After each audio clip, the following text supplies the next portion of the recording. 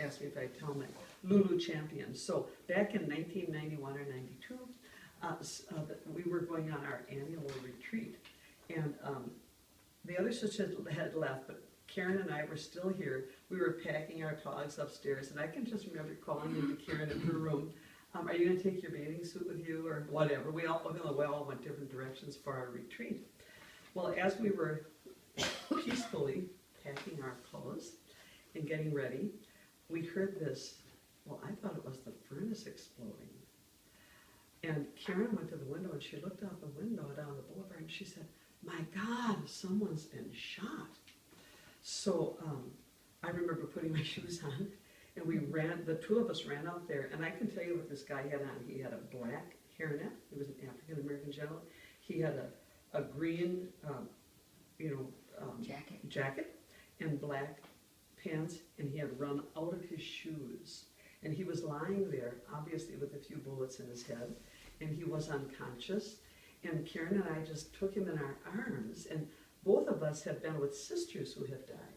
So we started saying the prayers for the dying, because we knew them by heart, the Good Shepherd Psalm, and this and that. Pretty soon we hear the sirens coming, and it was a day off from school. Pretty soon the kids are all around. And so we're holding him. And when we got to the Our Father, he started moaning. And we like to believe that he knew that somebody was with him when he was dying. He was a young guy. We heard later on that Lulu, it was a drug deal gone sour, and he was running. We think that maybe he was shot at the bus stop, but then he landed on our boulevard. So to our knowledge, Lulu died on the way to the hospital. But in the meantime, now remember, we're just still gaining trust. In the meantime, another one of our neighbors, who's now gone home to God, came over to our house, and he said, and this is his exact words, he said, what were you doing with that slut? Salesian spirituality, the dignity of the person, and of course, the nonviolent way. I mean, we know that violence breeds more violence. So we try, I mean, we just did it naturally, didn't we, Karen? We did it very naturally. Another neighbor came over and cleaned up the blood. So, I'm just saying, but I guess what I want to say is that the word got out. We don't know what these ladies are about, but they're okay. We're going to have their backs, okay? So not too long after that, some guys came over to our house, and they were obviously gang members, tattoos and dance backwards and all that. And they ring the doorbell and they say, are you the nuns who did the last rites on Lulu?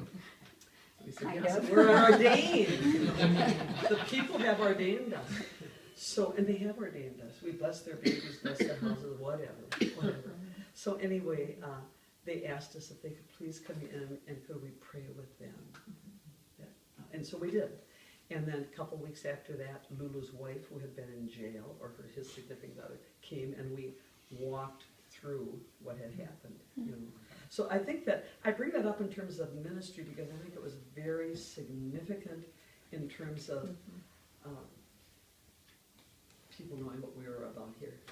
So I just would mention that out of Windsock time, this is just kind of a little bit of a list, and that's why I left albums and stuff around. Oh, I did want to mention that when I came over here, I had been campus minister over at Viz, and they followed us over here. So what I want to say about the ministries that I'm going to mention, I would say 99% of these ministries that we do were thought up by other people, and they've kind of grown. But here's one. I just grabbed it out, and it is a few years old, but it's the Visitation Senior Project, and I just passed that around for you. But field trips, and I think Suzanne especially very, wisely said, as a younger person herself, she learned about the city and learned about all the free stuff that's out here. So let's expose some of these kids to this, And so she's done some wonderful things with that. We've had weddings here. We share what we have. We are not social workers. We are not a soup kitchen. We are not a school. We are not a shelter. But we do have some things that we can share as neighbors would share, and we can direct people to the other agencies in the neighborhood. And that's what October 4th, a big part of it is, to thank these agencies, because they do so well what they're doing, we can do what we're trying to do, which is to be carriers of the charism in a presence of prayer and peace here. The door ministry, I brought this along and Melissa will be so glad. It's called Strangers at My Door, and Brian will introduce it to you. But it's, you know, when we go to the door to answer the door, we have a little budget of tokens and grocery cards on hand. But when they're gone, they're gone. But it's not, I don't have like cup card written across my forehead. Hopefully every time I do that, I am able to pray with the people. I can be in a relationship. The relationship is what's important.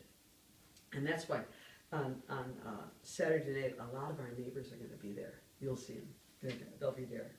We've done retreats, spiritual direction, prayer groups. We have the wonderful St. Jane House. I know I taught piano lessons for a while. All of that. But there's a grocery store, an Italian grocery store that's now closing that regularly brings us groceries that we also can share with our friends. We have an emergency housing fund.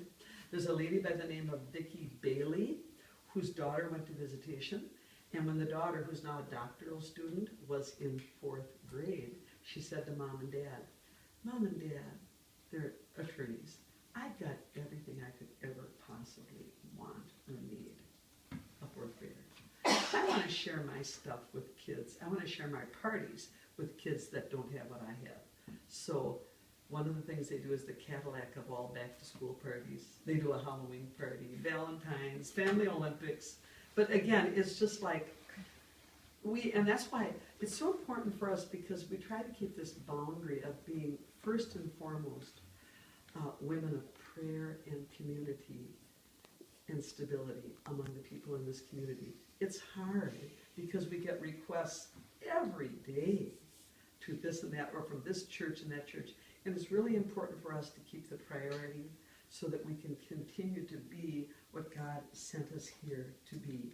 Everything flows out of our ministry and out of everything flows out of our charism. And it is, as Mary Margaret said, you cannot believe what we've learned about visitation being here and the relationships that we have been able to bring. I mean, I taught over at Biz over there for 25, 30 years, and people love visitation. You know those little guys? Has everybody got a picture of the first Windsock kids? Have you seen it? Anyway, Wazir and Emmanuel.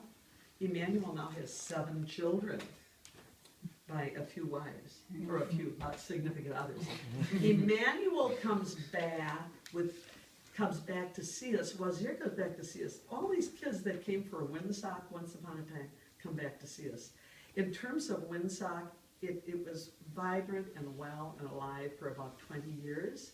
In the last 3 or 4 years, it has morphed into more of a family ministry than just a kids ministry. So, I don't know. Does that give everybody kind of a general idea? It's good. There's so much. Thank you.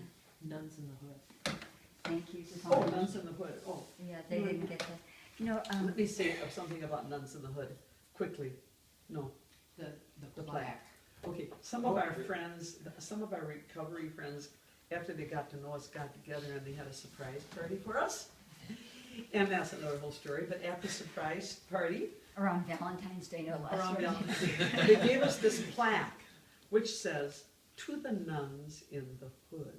That's what they call us. Mm-hmm. And you see, that is so wonderful for me, because it doesn't say who have Halloween parties, who have cup cards, who have tokens.